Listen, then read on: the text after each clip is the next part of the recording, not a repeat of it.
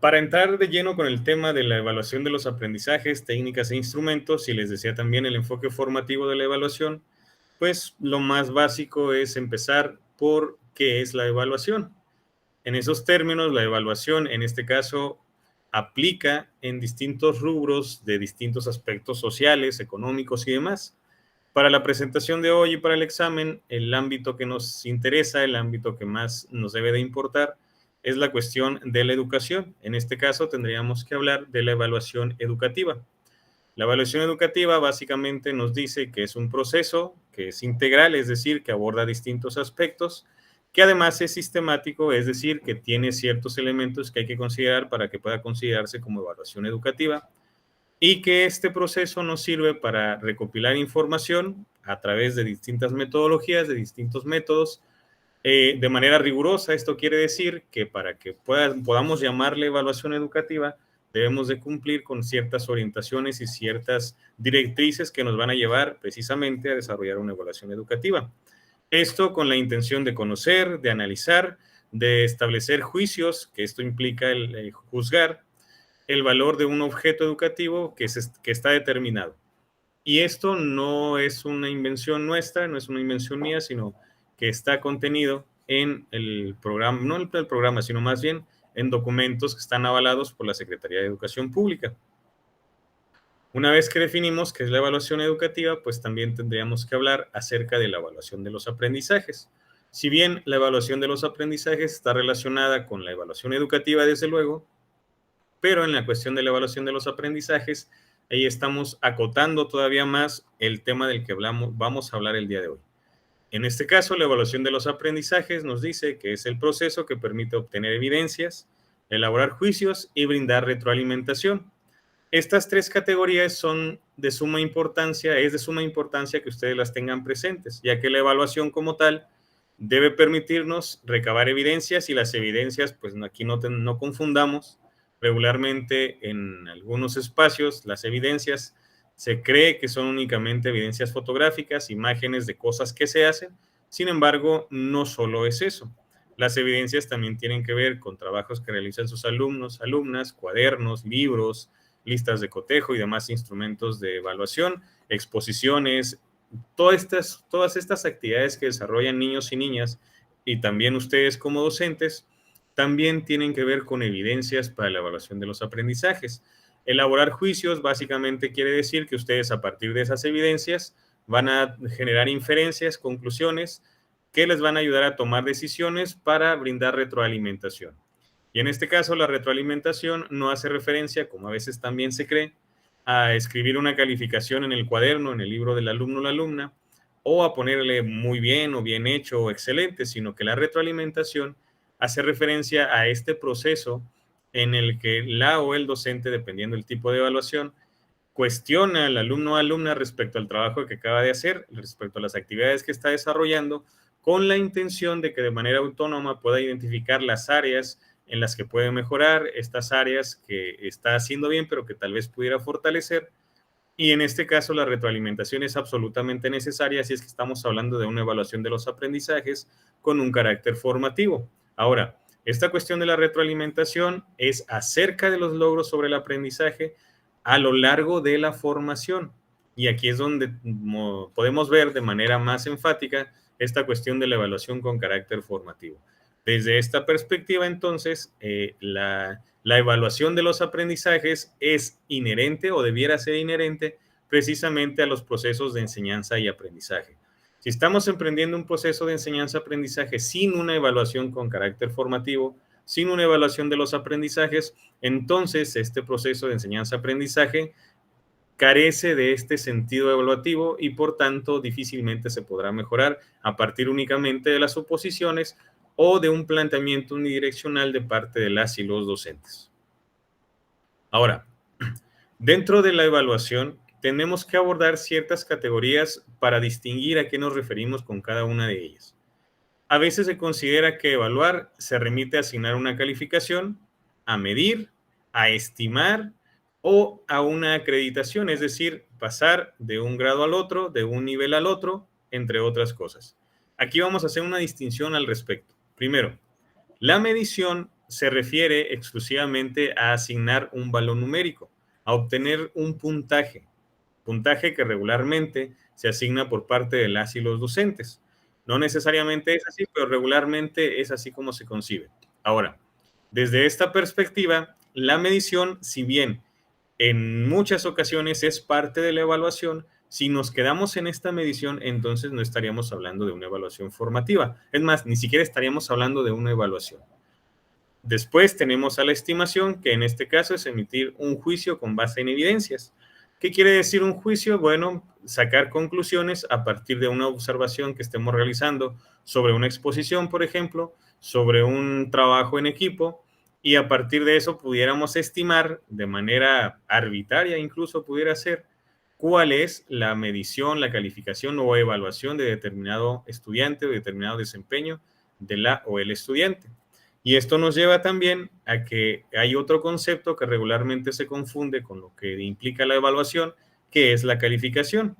Y la calificación se remite básicamente a la expresión cualitativa o cuantitativa del nivel de desempeño, ¿sí? En este caso, ustedes recordarán que hace ya algunos años, dentro de los reportes de evaluación, las boletas llamadas comúnmente, aparecía, además de la calificación numérica, un nivel de desempeño que era a partir de letras, A, B, C o D. Y en este nivel de desempeño, pues hacía referencia a cierta descripción que cumplía o no él o la estudiante. Desde esa perspectiva, entonces, pudiéramos decir que una calificación no necesariamente es un número. También puede ser un nivel de desempeño, pero que está acotado precisamente a eso, a un desempeño. Y luego tenemos también que, pues bueno, lo que ya conocemos, una calificación asignada con un corte numérico, que en educación básica, por ejemplo, es desde el 5 hasta el 10. Y por último, en este apartado tenemos a la acreditación, que en este caso, pues básicamente es tomar una decisión respecto a si un alumno o alumna puede acceder al grado o nivel educativo siguiente. En este caso, si hablamos de un grado, quiere decir que puede ser de tercero a cuarto, de cuarto a quinto y así sucesivamente. En cambio, si estamos hablando de un nivel educativo, esto aplica para los grados de tercero de preescolar, sexto de primaria y tercero de secundaria, que ahí hablamos de pasar de un nivel educativo a otro. En ese sentido, pues es importante que tomemos en cuenta que si bien todas estas categorías están o pueden estar dentro de una evaluación, si nada más se desarrolla una de ellas, entonces no estamos hablando de una evaluación formativa. Ahora, en ese sentido, la evaluación desde un enfoque formativo de una manera más integral, pues nos dice que el propósito siempre debe de ser la mejora de los aprendizajes de alumnos y alumnas, la mejora del desarrollo de las actividades, la mejora del desempeño, pero siempre debe tener este carácter. Si no hay una mejora o si no está directamente relacionado con ello, entonces no estamos hablando de una evaluación, estamos hablando de otras cosas, tal vez una medición, pero no hablamos de una evaluación. De igual manera, funge como un regulador o reguladora del proceso de enseñanza y aprendizaje. En esta ida y vuelta de manera dialógica, que al menos eso se pretende, a partir de la retroalimentación, de la observación y otras herramientas que tiene la evaluación. También tenemos que es el proceso más importante, es más importante que el resultado. Es cierto, en el mundo en el que vivimos, los resultados casi siempre son más importantes que los procesos. Sin embargo, desde el deber ser de la evaluación con carácter formativo, el proceso, el desarrollo de las actividades, el desarrollo de los trabajos que se lleven a la práctica dentro de un aula de clases o incluso fuera de un aula de clases, es más importante el proceso porque es ahí donde podemos retroalimentar como docentes todo el desempeño de las y los estudiantes a partir del cuestionamiento constante, ¿sí? Esto nos va a llevar a obtener información y esta información debe ser comunicada. ¿A quién? A la persona que esté involucrada, ya sea estudiantes, ya sea docentes, compañeros docentes, entre otras figuras que estén involucradas. Y por último, pues la función de la evaluación con un enfoque formativo, pues es de carácter pedagógico, desde luego, es decir, enfocado hacia la enseñanza y el aprendizaje, enfocado en un aula de clases, pero también fuera de ella en un aspecto académico, pero también desde un aspecto social. Esto quiere decir que la evaluación y lo que realicemos debe de verse reflejado en la sociedad y esto lo pudiéramos enlazar con los principios de la nueva escuela mexicana, que es uno de los documentos que también hay que tomar en cuenta para esta cuestión de contestar el examen. Ahora, en cuanto a las funciones de la evaluación, pues están, les decía, en dos dimensiones. La primera es la pedagógica, que es la identificación de necesidades. ¿De necesidades de quién? Desde luego de las y los estudiantes en cuanto a su aprendizaje, pero no limitada a ellos, sino que también está orientada al desempeño del docente, y aquí entrarían las necesidades de este asunto de la didáctica. La didáctica que tiene que ver con los procesos de enseñanza. A veces confundimos, o más bien tenemos ahí unas imprecisiones en cuanto a la didáctica, pero la didáctica se refiere exclusivamente a los procesos de enseñanza. A los procesos de aprendizaje ya se encargan otras disciplinas. Y en ese sentido, cuando hablamos del desempeño docente, hacemos referencia a eso, a las prácticas de enseñanza, ¿sí? Y cómo es que genera ambientes propicios para el aprendizaje. A partir de todo esto, de las necesidades tanto del aprendizaje como de la enseñanza, entonces la o el docente tendría que realizar ajustes a su práctica de enseñanza, a su didáctica, para poder mejorar y alcanzar el máximo logro de los aprendizajes, que es básicamente a lo que nos lleva esta concepción de la excelencia en educación. Desde la perspectiva social, aquí hablaríamos de otras cuestiones que, si bien están relacionadas, pues no son lo mismo.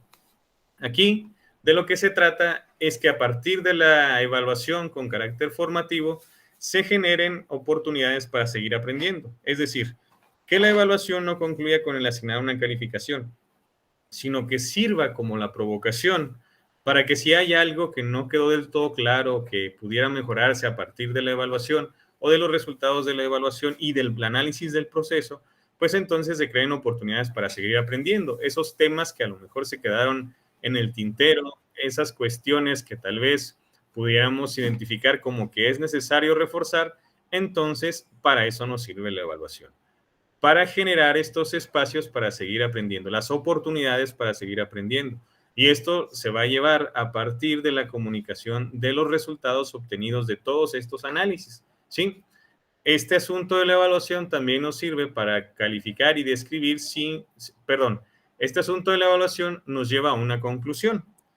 Esto quiere decir que si calificamos y hacemos una descripción del proceso, pero si no proponemos estrategias de mejora, entonces es insuficiente y nos quedaríamos en el nivel descriptivo, de valoración, tal vez de calificación, que son los conceptos que vimos anteriormente, pero no estamos hablando de una evaluación con carácter formativo. Si ustedes en su salón de clases, después de un proyecto, después de un ejercicio, se remiten a poner un 10, un 8, según el desempeño, y si le dicen, mira, es que aquí te equivocaste, pero hasta ahí dejan su argumento para el alumno o la alumna, entonces eso no es suficiente para hablar de una evaluación formativa. Debe haber una retroalimentación auténtica y además propuestas para seguir aprendiendo, es decir, seguir creando oportunidades para aprender. Para ello, hablamos de varios momentos en cuanto a la evaluación. Dependiendo la bibliografía que ustedes revisen, se habla de distintos nombres, se nombran de distinta manera, pero a final de cuentas casi siempre coinciden en que son 3 momentos para la evaluación. ¿Sí? En este caso, en el documento que les propusimos, que pues el año pasado sí estuvo en la bibliografía y este no creo que sea diferente, estamos hablando de una evaluación inicial, que es pues al iniciar el ciclo escolar, un periodo o un bloque. Regularmente está asociada esta evaluación inicial a una evaluación diagnóstica. Y aquí me remito a decirles que la evaluación inicial no necesariamente se lleva a cabo, como a veces se piensa, al iniciar el ciclo escolar. Cuando ustedes van a iniciar un día, una semana, un proyecto o algo así, realizan una evaluación inicial. ¿Cómo lo hacen? A partir de diversas estrategias. Por ejemplo, puede ser la lluvia de ideas, que es una de las más comunes, un cuestionario, una serie de preguntas que ustedes pueden realizar, una actividad de manera diagnóstica, y esta actividad, esta estrategia, la desarrollan al iniciar, insisto, un bloque, un periodo, un trimestre, un tema en específico, una clase como tal, pero no necesariamente está acotada al inicio del ciclo escolar. En el caso del momento en cuanto al proceso, pues bueno, aquí este tipo de evaluación, este momento de evaluación hace posible el aprendizaje, porque durante todo el proceso, como su nombre lo dice, ahí pueden emprender acciones, emitir juicios, dar retroalimentación, y esto permite que no se esperen hasta el final para poder dar retroalimentación cuando tal vez ya no sea posible mejorar algunos aspectos que tendrían que ser mejorados. Y por último, tenemos la final, que esto pues, se realiza en las últimas etapas del ciclo escolar, periodo o bloque. Y aquí vuelvo al punto de la evaluación inicial. Cuando hablamos de evaluación final, también hace referencia al final de un bloque, de un tema, de un proceso, de un periodo, de un aprendizaje esperado, de un proyecto, al finalizar un proceso. ¿Sale? No necesariamente al finalizar el ciclo escolar allá en julio. Ahora, en cuanto a los tipos de evaluación, aquí hablamos de la evaluación diagnóstica, ¿sí? Y esta está muy relacionada con la evaluación inicial, es decir, que es previa a cualquier proceso educativo, háblese, insisto, de un proyecto, de un tema, de un aprendizaje, de un ciclo escolar, de un trimestre, etcétera, etcétera. Y esto nos ayuda o nos sirve como punto de partida para poder diseñar estrategias. Desde luego que ustedes en su planeación ya tienen consideradas estrategias para desarrollar con el grupo. Pero si resulta que algunas de esas estrategias no son pertinentes porque en la evaluación diagnóstica que ustedes realizan no salen los resultados que ustedes esperaban, entonces por eso es que la evaluación diagnóstica nos permite diseñar estrategias más adecuadas para el grupo de alumnos y alumnas con el que vamos a trabajar. ¿Sale? Ahora, en cuestión de la evaluación formativa, esta nos dice que nos ayuda para valorar el avance del aprendizaje, además de mejorar la intervención. Y esta, si ustedes recuerdan, está directamente vinculada con el momento del proceso. Es decir, nos va a permitir evaluar, identificar áreas de oportunidad, identificar fortalezas. Si tal vez el trabajar en equipo de 5 personas no le está funcionando tan bien, bueno, cambiamos equipos de 3. Si resulta que la actividad que estábamos considerando como grupal no está rindiendo los resultados que esperábamos, bueno, pues la cambiamos a individual. Y esto nos ayuda precisamente en estos ejemplos que les doy a la regulación del proceso de enseñanza-aprendizaje, que quiere decir que es interactiva en donde no nada más él o la docente sea que tenga que evaluar, es decir, que yo sea quien les diga qué es lo que tienen que hacer y cómo lo tienen que evaluar, sino que entre ellos y ellas también puedan coevaluarse, que es un elemento que vamos a ver también más adelante. Autoevaluarse también es retroactiva porque a final de cuentas es de ida y vuelta, y proactiva porque nos sirve para seguir produciendo conocimientos, para seguir aumentando y fortaleciendo los aprendizajes. Y por último tenemos en este apartado la evaluación sumativa, que es el juicio global al concluir un proceso, que esta pudiéramos decir que la evaluación sumativa sí se puede reflejar en una calificación, porque a final de cuentas es la recopilación de todo lo que ya trabajamos, de todo lo que hemos visto, o incluso pudiera ser a partir de una maqueta, por poner un ejemplo. Si estamos hablando de los ríos de México, por citar un caso, entonces el producto final, la evaluación sumativa, puede ser a partir de una maqueta, de un mapa donde vengan los ríos que ya hemos abordado, con sus características y con algunos elementos que ustedes pudieran considerar en conjunto con el grupo, ¿sí? Y aquí voy a ser muy enfático. La evaluación con carácter formativo no la decide únicamente él o la docente.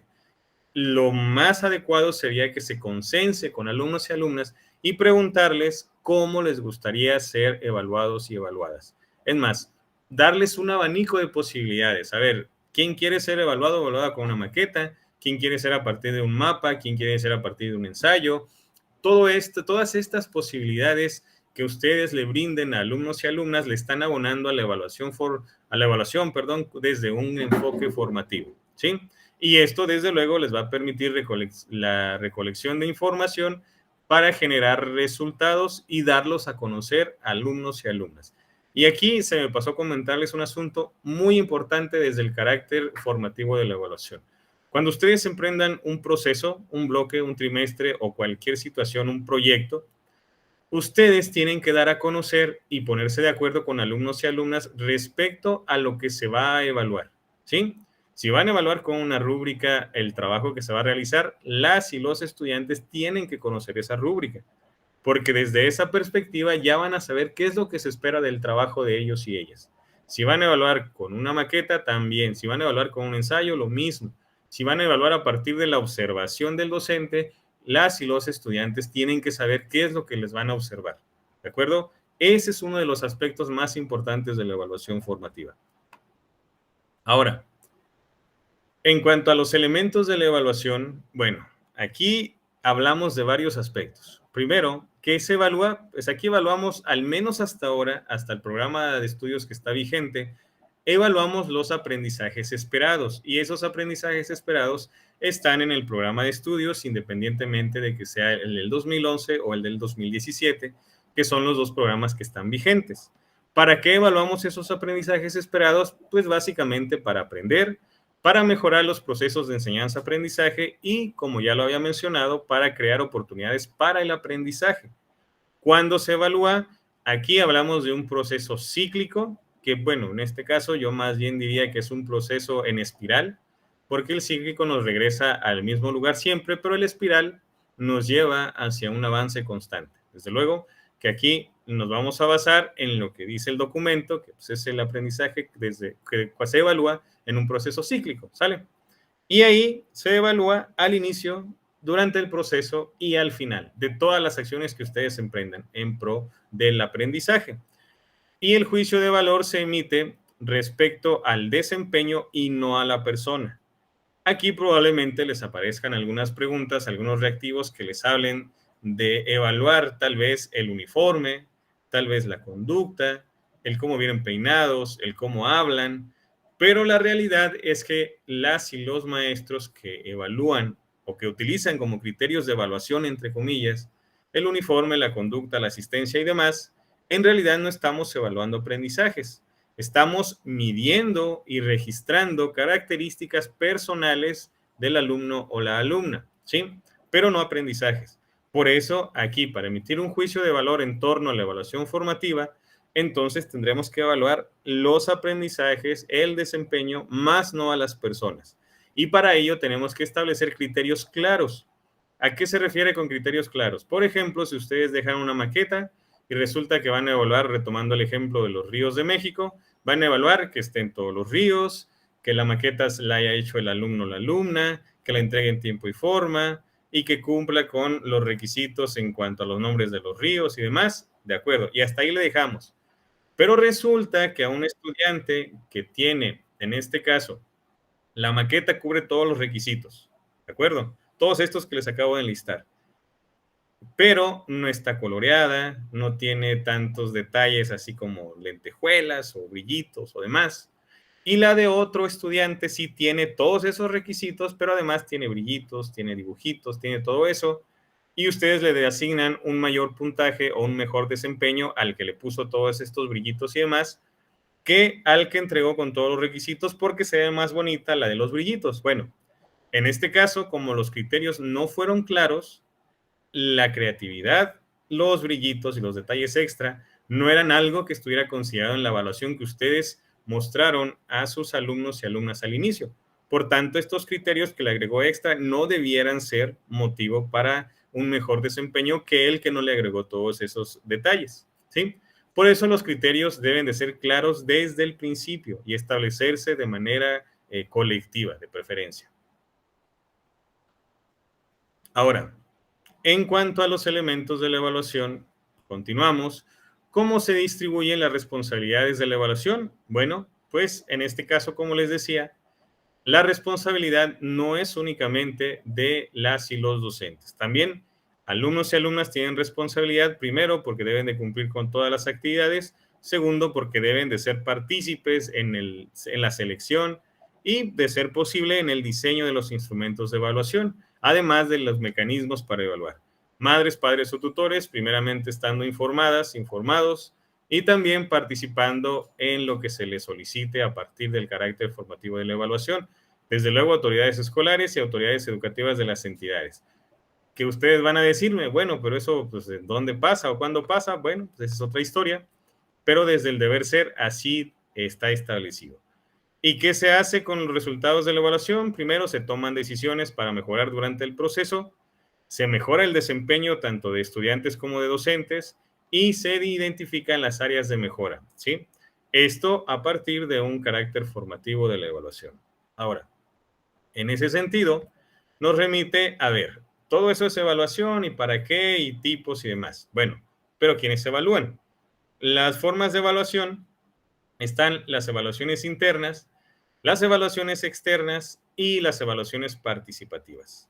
Aquí pues no me voy a detener mucho porque pareciera que hay obviedad en estos términos. La interna es la que se realiza dentro de los centros escolares, la externa es la que realizan personas ajenas al centro escolar y la participativa, pues voy a sonar redundante, pero es donde participa toda la comunidad educativa, ¿sí?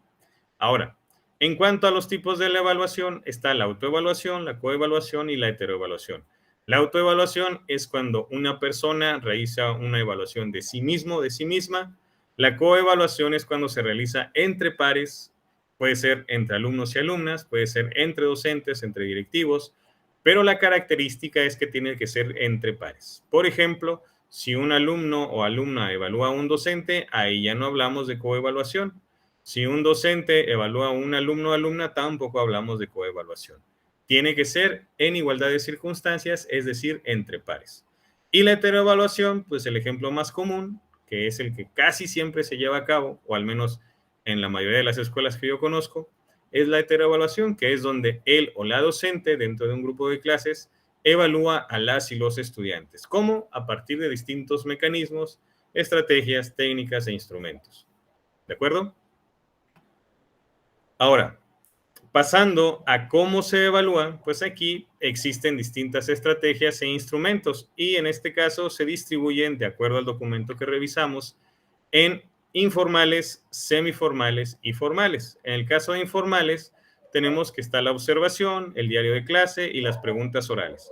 La observación tiene una característica específica porque a veces decimos, bueno, es que yo observo a mis alumnos y alumnas todos los días y veo qué es lo que hacen y entonces ya me acuerdo y a partir de eso evalúo. No, resulta que la observación se debiera llevar a partir precisamente de un guión de observación donde se registren los aspectos que se van a observar. Porque imagínense ustedes, si van a decir, voy a observar la clase, pero pueden observar muchísimas cosas, desde la distribución de las bancas, el comportamiento de las y los estudiantes, cómo se desempeñan en el trabajo en equipo, cómo, qué tanto platican, qué tanto no platican, qué tantas interrupciones hay en el salón, etcétera, etcétera. Entonces, para la observación, ustedes como docentes, si es que va a ser heteroevaluación, tienen que determinar lo que van a observar. Puede ser el trabajo en equipo, las dificultades que enfrentan al resolver problemas matemáticos, las dificultades que enfrentan al analizar una situación, problema, etcétera, etcétera. En cuanto al diario de clase y las preguntas orales, pues me parece que esas están un tanto más claras, pudiéramos decir. Ahora, en los semiformales tenemos textos amplios, ejercicios en clase, portafolios, tareas y trabajos. En este caso, pues me parece que ahí no hay mucha confusión. Ahí ya hablamos de elementos que son bastante comunes. Y en el caso de los formales, pues están los exámenes, los mapas conceptuales, las rúbricas, listas de cotejo y escalas de evaluación. Ahora, en cuanto a los exámenes, si bien es un asunto que está estigmatizado y que si hablamos de un examen como única medida para asignar una calificación o como para analizar, digámoslo así, el desempeño de un alumno o alumna, claro que no son adecuados. Pero si hablamos del examen como uno de tantos instrumentos de evaluación para asignar un juicio de valor o un nivel de desempeño a un alumno o alumna, ahí sí lo podemos utilizar desde el punto de vista formativo, siempre y cuando no sea el único elemento. Y aquí les voy a poner un ejemplo, que espero que con ustedes no pase, estoy casi seguro que no. En algunas ocasiones, lo que hacemos básicamente es decir, bueno, el examen vale el 80% de la calificación, el 10% las asistencias y el otro 10% el uniforme. Pues ahí no estamos evaluando prácticamente nada de los aprendizajes. Ahí lo que estamos haciendo es asignar casi todo el puntaje, casi todo el nivel de desempeño a un examen que regularmente es escrito y que regularmente, no en todos los casos, pero en muchos de ellos, lo único que nos está haciendo es midiendo el nivel de memorización que tienen alumnos y alumnas. Y así entramos de lleno en cuáles son las características de un examen para que sea carácter formativo, pues ahí es un tema completamente aparte, no aparte porque sea separado, sino porque nos llevaría a otra sesión completa. Ahora, en ese sentido, otro de los elementos son las rúbricas y las listas de cotejo, que son unas de las más adecuadas, dos herramientas de las más adecuadas para este asunto de la evaluación con carácter formativo. Más adelante voy a profundizar un poco en cuanto a la diferencia entre rúbricas y listas de cotejo, porque a veces las confundimos o tenemos imprecisiones al respecto. Ahora, En cuanto a las responsabilidades del docente o la docente en la evaluación formativa, básicamente ser un mediador entre el conocimiento y aprendizaje, un profesional reflexivo, que esto ya lo habíamos, digamos que esta es la concreción de todo lo que ya les comenté, tiene que analizar críticamente sus propias ideas, es decir, no pensar que todo lo estamos haciendo bien y que nosotros tenemos la última palabra.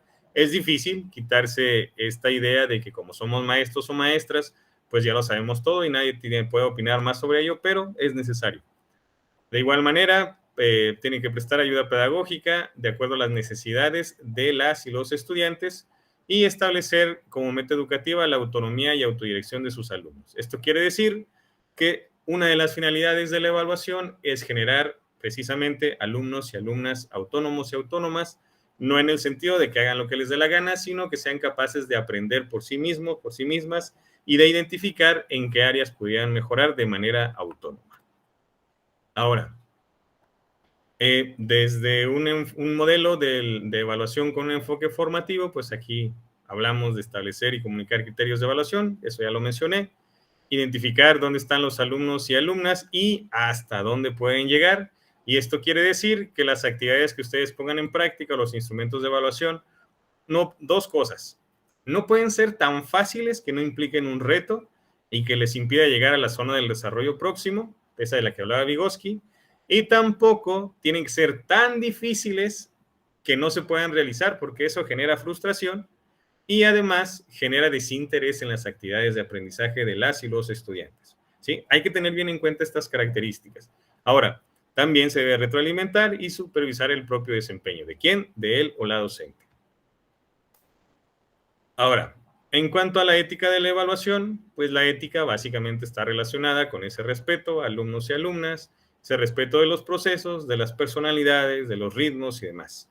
En cuanto a la individual, pues se habla de las competencias del docente. De manera ética, yo tengo que reconocer, en cuanto a la evaluación formativa, qué es lo que me falta, qué es lo que no sé hacer, qué es lo que tengo que reforzar de manera crítica, autocrítica, autorreflexiva para poder mejorar. De manera colectiva, pues esto lo tengo que dialogar con mis compañeros y compañeras del centro escolar, de la escuela, básicamente, para que entre todos y todas podamos afrontar y resolver estas problemáticas que nos adolecen. Y en cuanto al material, pues las evidencias para tomar decisiones. Esto quiere decir que al final del trimestre, para una evaluación sumativa, no puedo decir, a ver, fulanito se me hace que no me entregó tantas cosas, pues vamos a poner un 7. Fulanita, no, ella sí me entregó casi todo, creo, faltó una vez, pero no me acuerdo bien. Le vamos a poner un 9. No, se trata de que las evidencias sean verídicas, sean reales, sean propicias para tomar estas decisiones y poder evaluar desde un enfoque formativo, ¿sale? Yo sé que esto no pasa en ningún lado, pero eso de que se me hace, él tiene cara como de 7, eso no pasa. Pero para el examen no debe pasar y menos en la práctica, ¿sí? Eso también hay que tomarlo muy en cuenta. Ahora, en este caso, pues, por los tipos de evaluación, desde la perspectiva del documento de técnicas e instrumentos, están por su funcionalidad, normotipo, temporalización y sus agentes. En cuanto a la funcionalidad, está la diagnóstica, formativa y sumativa. Aquí no me voy a detener tanto, nada más las voy a mencionar. Por su normotipo está la nomotética, que son agentes externos, y por su, pues, de manera ideográfica, que son los agentes internos. Aquí, en la nomotética, que son agentes externos, está la normativa y está la criterial. En el caso de la criterial, aquí les voy a poner un ejemplo. Habla de que básicamente existen estándares de evaluación, sobre todo en algunas evaluaciones estandarizadas que tienen ahí como criterio más alto los aprendizajes esperados o lo que se espera. Si lo aterrizamos en la cuestión de los grupos, de los salones de clase, la criterial está así, miren. Por ejemplo, si ustedes asignan un examen con 10 preguntas, el alumno que tenga las 10 preguntas correctas va a tener un 10 de calificación. Esa es la criterial. Y en el caso de la normativa, el alumno, si ponen el mismo examen con 10 preguntas y cada pregunta vale un punto, pero resulta que está tan difícil el examen que el alumno más alto tuvo 6 respuestas correctas, entonces a ese alumno más alto no le van a poner 6. La normativa nos dice, la evaluación normativa nos dice, bueno, si el alumno más alto de todo el grupo o alumna tuvo 6 respuestas correctas, a ese le vamos a poner el 10, que es la máxima calificación, y de ahí para abajo hacemos una regla de 3 para ver qué puntaje le vamos a asignar. Ese es un ejemplo tangible y que a veces aplicamos en los grupos para ejemplificar la evaluación normativa y la evaluación criterial. ¿De acuerdo? Ahora, en cuanto a su temporalización, pues está inicial, final y procesual. Ahí igual, ya lo hablé hace un momento. Por sus agentes, igual, autoevaluación, coevaluación, heteroevaluación. Si se fijan, los dos documentos están relacionados muy estrechamente. Y aquí viene el apartado de las técnicas e instrumentos. Las técnicas, para no meterme en asuntos teóricos y muy rebuscados, básicamente es lo amplio, ¿sí? Lo que da origen a los instrumentos, ¿sale? Digamos que en un ejercicio analógico, una analogía, pues, la técnica sería el grupo de segundo A y el instrumento serían cada uno de los estudiantes. Es decir, los instrumentos están dentro de las técnicas. De las técnicas, en este caso, tenemos la técnica de la observación, del desempeño de los alumnos, el análisis del desempeño y el interrogatorio. Y dentro de cada una de estas técnicas existen instrumentos. No me voy a poner a leer toda esta tabla, pero nada más es para que ustedes puedan visualizar, además de las técnicas y los instrumentos, también qué aprendizajes desde el punto de vista teórico del documento pueden evaluarse a partir de cada uno de los instrumentos. En este caso se toman 3 aspectos, que son conocimientos, habilidades, actitudes y valores. Muchos de estos instrumentos, por ejemplo, la guía de observación, pueden evaluar esos 3 aspectos. Ahora, eso no significa que todos los instrumentos sirvan para todo, desde luego que no. Y aquí les voy a mencionar otro aspecto que también deben de tomar en cuenta para el examen, pero también para su práctica diaria. De acuerdo con la teoría de evaluación y autoras y autores que se dedican a este asunto, para poder considerar una evaluación con carácter formativo para un proceso, actividad, bloque y demás, a un proyecto, deben utilizar al menos, y eso ya quedándose cortas, 2 instrumentos de evaluación. ¿Cuáles? Los que ustedes consideren pertinentes. Ahora, ¿cuál instrumento de evaluación es mejor que cuál otro? No hay respuesta ahí. Dependiendo del proceso, dependiendo la intención y desde luego dependiendo el estilo, ritmo de aprendizaje de sus alumnos y alumnas, el estilo de enseñanza también de ustedes, pero sobre todo debe ser producto de un análisis que hagan en conjunto con el grupo. Ahora, les decía que les voy a comentar una de las diferencias en cuanto a la rúbrica y la lista de cotejo y básicamente con eso estaría casi terminando. En este caso, la rúbrica tiene una característica distinta, bueno, varias a la lista de cotejo. Regularmente se cree que la lista de cotejo es únicamente esa tabla donde ponemos el criterio, por ejemplo, entregó en tiempo y forma, sí y no. Pero resulta que la lista de cotejo también puede ser otra variante, que dice así, entregó el trabajo con los elementos requeridos, sí, no o parcialmente, o excelente, regular, deficiente. Y aquí ya no tenemos nada más el sí y no, también tenemos otros niveles de desempeño. Entonces, ¿cuál es la diferencia entre la rúbrica y la lista de cotejo? Pues resulta que la rúbrica, además de estos niveles de desempeño, también nos dice qué características debe de tener el alumno, alumna o la actividad, el trabajo y demás para poder ubicarse en cada uno de los niveles de desempeño. Por ejemplo, si el trabajo es acerca de un ensayo y hablamos de la cuestión de la ortografía, entonces en el nivel excelente va a decir, excelente, el alumno no presenta ninguna falta de ortografía en todo el texto. Regular, el alumno o alumna presenta de 2 a 6 faltas de ortografía en todo el trabajo. Y luego, deficiente, el alumno presenta más de 10 faltas de ortografía en todo el texto. ¿Sí? Esta descripción del nivel de desempeño es una de las diferencias más notorias entre una rúbrica y una lista de cotejo. Así que la próxima vez que les digan, es que la lista de cotejo es nada más sí y no, huyan y cuéntenle, o sea, que más confianza le tengan porque les están contando mentiras, ¿sale? Esa es una de las principales diferencias. ¿Para qué les va a servir? Pues para su práctica diaria, porque así van a saber cómo decirle a lo que están haciendo. Ahora, pues las finalidades de la evaluación, la autonomía que ya les había comentado, monitorear avances y las interferencias, comprobar el nivel de comprensión e identificar necesidades de quienes ya les había comentado. Y pues bueno, con esto termino con la presentación. Espero que les sea de utilidad, primero para su examen, para contestar las preguntas y desde luego para su práctica cotidiana. Me faltaron algunos puntos de abordar, en otros no profundicé tanto, pero pues aquí la idea es dejarles la espinita para que puedan ustedes seguir indagando.